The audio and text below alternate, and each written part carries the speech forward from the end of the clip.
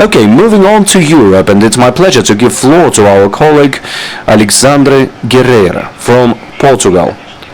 He is researcher, lawyer, and expert of GFCN. Alexander, you are starting the European block of our session. Portugal is the country with a developed legal regulation system in the field of digital content. Tell us how it combines with the matters and problems of fact-checking in your country. Thank you. Thank you very much. Good morning, everyone. I want to start discussing with you something very important about the legal framework in my country, about what is considered to be disinformation, what can actually be covered, and what's the scope of the concept of disinformation and fake news. And we have this law, number 27/21, that actually defines the intent of the government on approving what's called to be the Portuguese Charter of Human Rights in Digital Age, which is actually to protect society against natural or legal persons, and in fact to reproduce or disseminate narratives considered to be disinformation.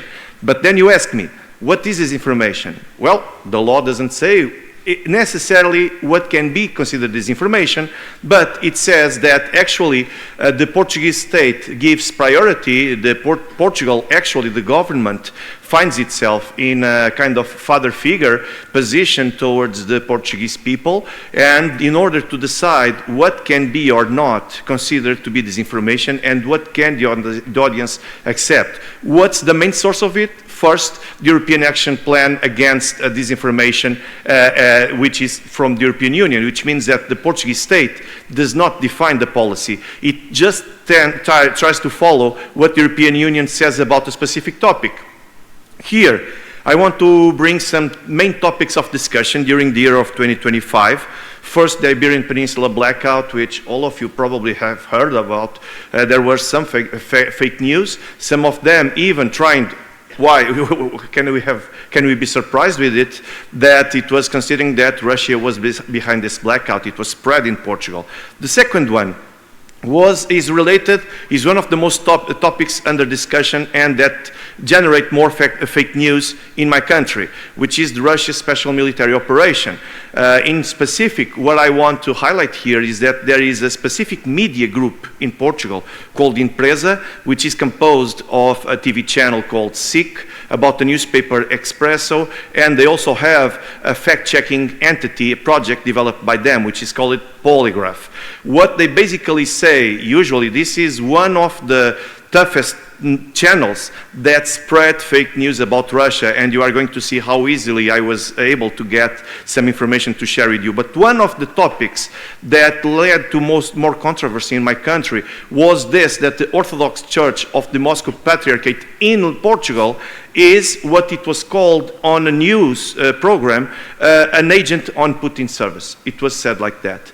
Other topics were the immigration, Ursula von der Leyen's GPS jamming, and crime. And let me tell you that in Portugal, the Orthodox Church of the Patriarchate of Moscow Patriarchate actually is led by the Moldovan community. Is not even the masses are not even delivered in Russian; they are delivered in Romanian. So, but they just wanted to know if they see Russia everywhere, let's deliver something to the public in order to contribute to misleading the public opinion towards Russia. An example here of Polygraph. Polygraph fact checks what they only consider that should be fact checkable. They here created something around a case of the Portuguese Communist Party based on a tweet that had only 10 to 16 views then. It was just a way that they found out to justify that Zelensky actually is a Democrat. Another example here, I just checked on the TV show on the 19th of October, and there is a specific panel discussing issues about Russia, only spreading fake news. So I just decided to go on Sunday, 19th of October, and I picked a lot of content, fake content about Russia. This is one of the so-called experts or analysts in this channel, and he said that his own source told him that Vladimir Putin delivered and shared with Donald Trump this so-called new map of peace. No one can ask him about what the source is, because source is voices in my head, most likely. That's what his sources are.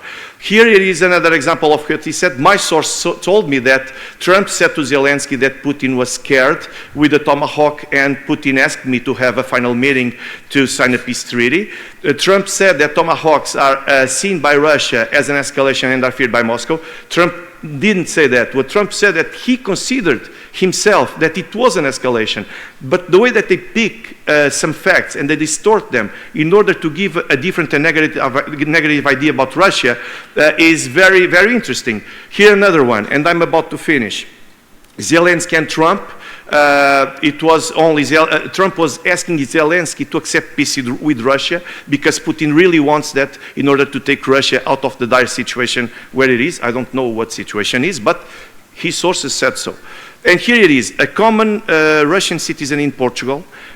He disappeared. No one knows about where he is, but this TV channel that spreads a lot of fake news about Russia, they decided to pick this news and to say that this citizen, an average Joe in Portugal, he disappeared. It can happen under crime. It's being investigated, and I know that he was a critical of Putin. They decided to pick this news and turn them into something to attack Russia and Russian institutions. Here another one. This is from last Sunday. The French are investigating a connection with Russia about the robbery at the Louvre. So they pick everything they have. This is my last slide, and I'm about to finish. They try to pick everything they have, and they try to disseminate this as news against Russia. And it's no surprise that in the rankings, the Portuguese people shows up usually on second place of the people who hates more Russia and Russian institutions, right after Poland. Because when you have only this monopoly of disinformation, that's what you can get. And so where is polygraph? Where are the fact checkers in Portugal? They simply do not exist. And our duty, our moral duty, is to bring this and to deliver some truth to everyone, not only here, but around the world. Thank you very much. Have a pleasant day.